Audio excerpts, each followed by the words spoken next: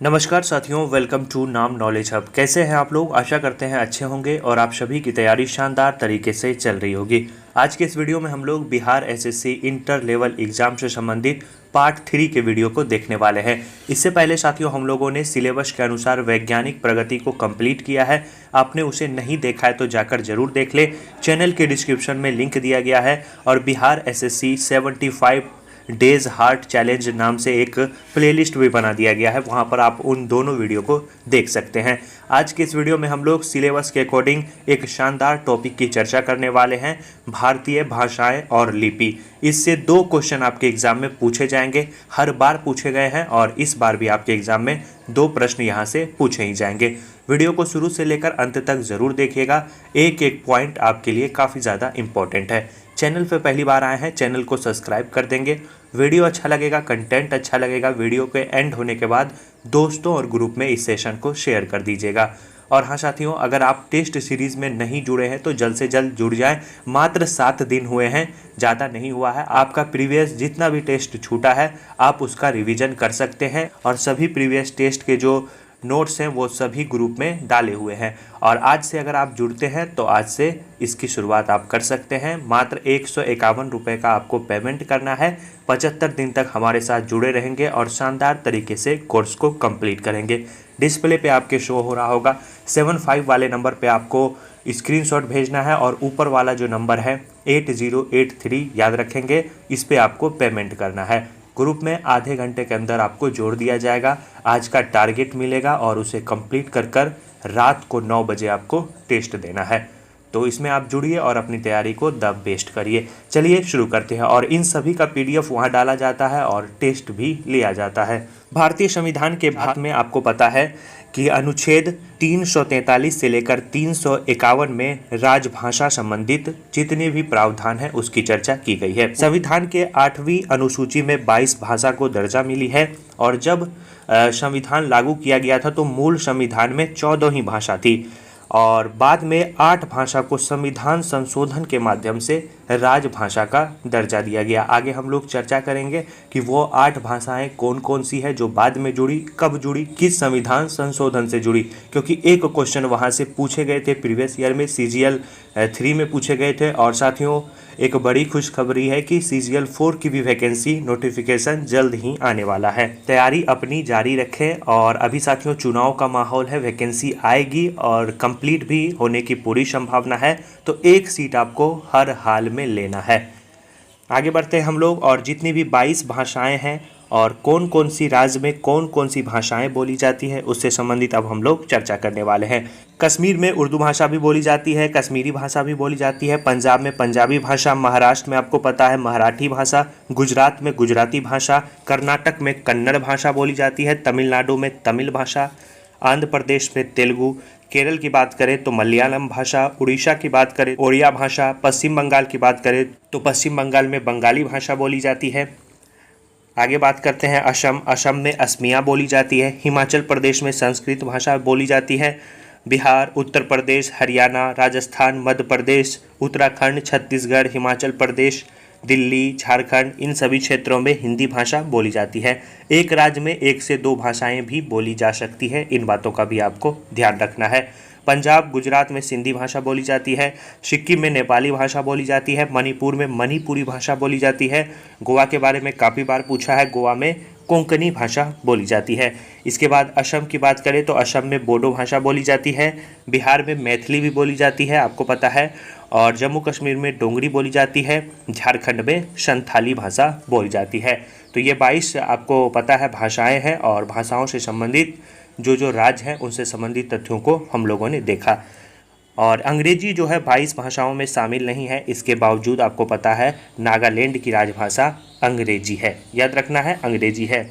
अब हम लोग चर्चा करते हैं साथियों संविधान संशोधन। जैसा कि आपको बताया कि मूल संविधान में कुल कितनी भाषाएं थी, 14 भाषाएं थी और 8 भाषाओं को संविधान संशोधन के माध्यम से जोड़ा गया और वर्तमान में कुल भाषाओं की संख्या कितनी हो गई, 22 हो गई। ये 8 भाषाओं में सबसे पहला जो संविधान संशोधन हुआ था वो 21वां संविधान संशोधन 1967 हुआ था। यह प्रश्न CGL 3 में पूछा गया प्रश्न है। इसके तहत सिंधी को राजभाषा का दर्जा दिया गया था। पूछा गया था क्वेश्चन कि किस संविधान संशोधन के तहत सिंधी को राजभाषा का दर्जा दिया गया, तो याद रखना है 21वां संविधान संशोधन 1967 के तहत जो है सिंधी को राजभाषा का दर्जा दिया गया है। याद रखना है 21वां संविधान संशोधन। दूसरा संविधान संशोधन होता है 71वां संविधान संशोधन 1992। इसके तहत नेपाली, मणिपुरी और कोंकणी को राजभाषा का दर्जा दिया गया। और आपका ट्रिक है नमक, याद रखना है नमक। 9 से आपको याद रखना है नेपाली, म से मणिपुरी, क से कोंकणी। एक छोटा सा साथियों इसका ट्रिक है, बस याद करने के लिए है। नमक को 7 बार हम लोगों ने एक ही सब्जी में मिलाया। नमक 9 से नेपाली, म से मणिपुरी, कोंकणी 7 बार एक ही सब्जी में मिलाया। यानी ये जो भाषाएं हैं वो 71वें संविधान संशोधन के माध्यम से जोड़ी गई है। जैसे ही पूछा जाएगा कि नेपाली को किस संविधान संशोधन के तहत, आपका दिमाग में हिट करेगा नमक, 7 बार एक ही, तो याद रखेंगे 71वां संविधान संशोधन। इसके बाद है साथियों 92वां संविधान संशोधन 2003। इसके तहत बोडो असम, डोंगरी जम्मू कश्मीर, मैथिली बिहार, संथाली झारखंड को राजभाषा का दर्जा दिया गया। इसका ट्रिक है साथियों बोडमास, याद रखना है बोडमास। 20 ओ से आपको याद रखना है बोडो, डी से आपको याद रखना है डोंगरी, MA से याद रखना है मैथिली, S से याद रखना है संथाली। कंफ्यूज नहीं होना है। 71वां संविधान संशोधन का ट्रिक है नमक, इसका ट्रिक है बोडमास। याद रखना है क्या है बोडमास। आगे हम लोग बढ़ते हैं और अब चर्चा करते हैं कुल शास्त्रीय भाषा की। वर्तमान में कुल 6 शास्त्रीय भाषाएं हैं, जिसमें तमिल सबसे पहला शास्त्रीय भाषा है, 2004 में बना। संस्कृत 2005 में से दर्जा मिला। तेलुगु को 2008 में दर्जा मिला। कन्नड़ को 2008 में, मलयालम को 2013 में, और नवीनतम जो शास्त्रीय भाषा है वो है उड़िया। 20 फरवरी 2014 को इसे शास्त्रीय भाषा का दर्जा मिला। तो वर्तमान में कुल 6 शास्त्रीय भाषाएं हैं। सबसे पुराना शास्त्रीय भाषा तमिल है और सबसे नवीनतम कौन है, उड़िया है। नोट में आपको याद रखना है हिंदी को शास्त्रीय भाषा का दर्जा नहीं दिया गया है, तो हिंदी शास्त्रीय भाषा नहीं है। आगे हम लोग चर्चा करते हैं हिंदी दिवस के बारे में। पूछा जाता है तो 14 सितंबर 1949 को संविधान सभा ने यह निर्णय लिया कि हिंदी ही भारत की राजभाषा होगी। इसी परिप्रेक्ष्य में 1953 में यह निर्णय लिया गया कि प्रतिवर्ष जो है हम लोग 14 सितंबर को हिंदी दिवस के रूप में मनाएंगे। याद रखना है 14 सितंबर को हिंदी दिवस के रूप में मनाया जाता है। एक आता है साथियों विश्व हिंदी दिवस। 10 जनवरी 1975 को महाराष्ट्र के नागपुर में प्रथम विश्व हिंदी दिवस मनाया गया था और 2006 से प्रतिवर्ष 10 जनवरी को इसे मनाने की घोषणा की गई। 14 सितंबर को हिंदी दिवस और 10 जनवरी को विश्व हिंदी दिवस के रूप में मनाया जाता है, तो डेट भी आपको याद रखना है। और 1 अक्टूबर 1953 को आंध्र प्रदेश भाषा के आधार पर गठित होने वाला प्रथम राज्य भी था। ये भी बात आपको याद रखना है, पूछा गया क्वेश्चन है प्रीवियस ईयर में। और भाषा से संबंधित कुछ इंपॉर्टेंट अनुच्छेद हैं जिसके बारे में काफ़ी बार एग्जाम में पूछा जाता है, जैसे आर्टिकल 343, इसमें संघ की राजभाषा की चर्चा है। आर्टिकल 344 में राजभाषा के संबंध में आयोग और संसद की समिति से संबंधित चर्चाएं हैं। 345 में राज्य की राजभाषा एवं राजभाषाओं की चर्चा है। अनुच्छेद 348 की बात करें तो उच्चतम न्यायालय और उच्च न्यायालय में और अधिनियम, विधेयकों आदि में प्रयोग की जाने वाली भाषा की चर्चा है। 351 में हिंदी भाषा के विकास के लिए निर्देश की बात की गई है। तो ये 5 अनुच्छेद है जिसे आपको याद रखना है भाषा से संबंधित। तो भाषा से संबंधित ये तथ्य साथियों कंप्लीट हो गए, इसे बाहर आपके एग्जाम में नहीं पूछा जाएगा। अब हम लोग प्रमुख भाषा की क्या क्या लिपियां हैं उनसे संबंधित तथ्यों को देखेंगे। अभी तक वीडियो को लाइक नहीं किए हैं तो वीडियो को ज़रूर लाइक कर दीजिएगा। चैनल पे पहली बार आए हैं चैनल को सब्सक्राइब ज़रूर कर दीजिएगा। सबसे पहला भाषा है साथियों उर्दू। उर्दू की जो लिपि है वो फारसी लिपि है। कश्मीरी भाषा की जो लिपि है वो फारसी और शारदा दोनों लिपि है। याद रखिएगा, एक एक पॉइंट इंपॉर्टेंट है। पंजाबी की जो लिपि है वो गुरमुखी लिपि है। मराठी की जो लिपि है वो देवनागरी लिपि है। गुजराती की जो लिपि है वो गुजराती या देवनागरी लिपि है। कन्नड़ की जो लिपि है वो कन्नड़ ब्राह्मी लिपि है। तमिल की लिपि ब्राह्मी लिपि है। तेलुगु की लिपि ब्राह्मी लिपि है। पूछा जाएगा कि तेलुगु भाषा की लिपि कौन सी है, तो याद रखना है ब्राह्मी लिपि है। मलयालम की ब्राह्मी या शलाका है। उड़िया की बात करें तो उड़िया लिपि है। बंगाली की बात करें तो बंगाली या नागरी लिपि है, क्वेश्चन पूछा गया है प्रीवियस ईयर में। बंगाली भाषा की लिपि कौन सी है, तो नागरी लिपि है।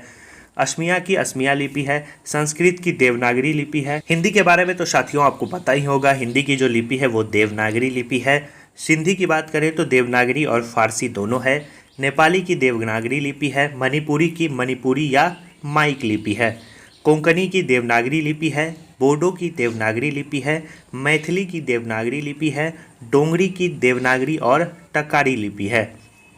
संथाली की बात करें तो देवनागरी और ओल्ड चिंकी लिपि है। मोस्ट इंपॉर्टेंट है, पूछा जा सकता है कि संथाली की लिपि कौन सी है, तो ओल्ड चिंकी लिपि है। और अंग्रेजी की आपको पता है रोमन लिपि है। ये साथियों लिपि से संबंधित तथ्य हुए, और कुछ इंपॉर्टेंट तथ्य हैं जिससे एग्जाम में क्वेश्चन पूछे जा सकते हैं। जैसे हड़प्पा वासी की जो लिपि थी या सैंधव लिपि थी, उसे हम लोग किस नाम से जानते हैं, उसे हम लोग चित्रात्मक या बुरुष्टोफेदन लिपि के नाम से जानते हैं। यह जो है दाईं से बाईं की ओर लिखी जाती थी। एक है साथियों खरोष्टी लिपि, जो दाईं से बाईं की ओर लिखी जाती है। पूर्व मध्यकालीन उत्तर भारत की जो लिपि थी वो याद रखना है शारदा लिपि थी। ये भी क्वेश्चन प्रीवियस ईयर में पूछा गया था कि पूर्व मध्यकालीन उत्तर पश्चिम भारत की लिपि कौन सी है, तो याद रखना है शारदा लिपि है।